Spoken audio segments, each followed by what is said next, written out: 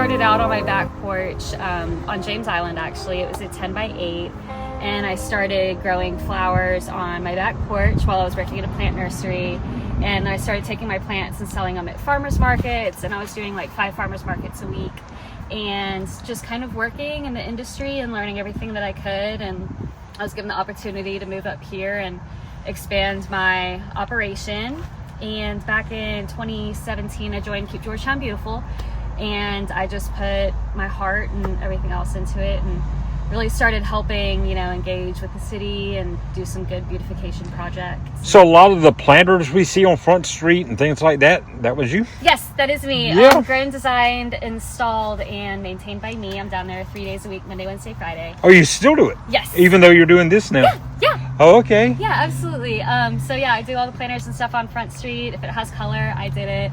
As you can see, this is actually the contract for the city this year. I have lots of vinca, purple, pink, and white, and I'm going to pair that with some sweet potato vine, and there's some penta also scattered about. They're almost ready. I just kind of like to design with a lot of color, and I grow for the pollinators, so everything that brings in like butterflies, bees, and hummingbirds.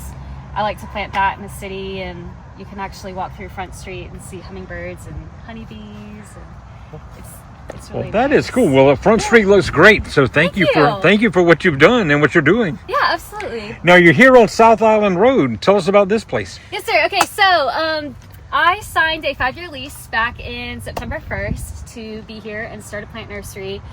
So basically, I have 4 50-foot greenhouses. I'm going to do like annual bedding stuff like this, pollinator attracting perennials. And then I work with our local growers only throughout the state of South Carolina because our local economy is very important to me. So I stick with our local growers to bring in some shrubs and some other perennials, vegetable starts, herbs, things like that. What days are you here? Okay, so Monday, Wednesday, Friday, we are doing from 12 to 6. And then Tuesdays and Thursdays, we're going to be doing 9 to 6. Saturdays, we are going to be doing 9 to 3. And Sundays, we're going to be doing 12 to 2. And what can people find when they come here? So basically, you can find any kind of pollinator attracting annuals, just like Calibrachoa. I have Vinca, Coleus, tons of salvias. These are good perennials. They're full sun, drought resistant, deer resistant perennials that come back every year. We have some petunias, milkweed, the host plant for the monarch, which actually made it on the endangered species list last year. And we do take pride that in all the things that I grow, I do not use pesticides, herbicides, or fungicides. I use a natural approach to growing. So that's really important, especially when you're planting things for, host plants like for the monarchs and, that made it on the endangered species list. And then as far as like landscape shrubs go, we have tons of azaleas because azaleas are in full bloom right now. Basic landscape shrubs, ligustrum, podocarpus, Laura petalum, sunshine ligustrum, and I have some really great veggie starts from Rita's Roots down in Charleston. She's a USDA organic grower as well.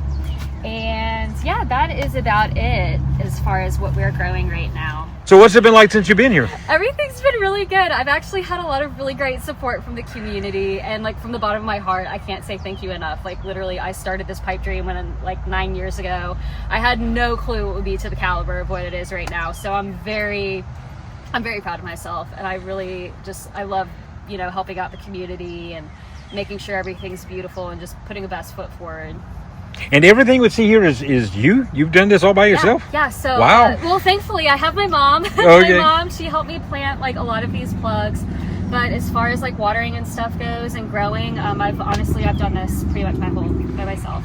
Well, I am a locally owned business, obviously, woman-owned business. I do really try and cater to everyone else in the state. As far as growers go, I'm trying to keep things out of Georgia, out of North Carolina. I don't want any of that. I just want to support our local state economy because I think that's really important.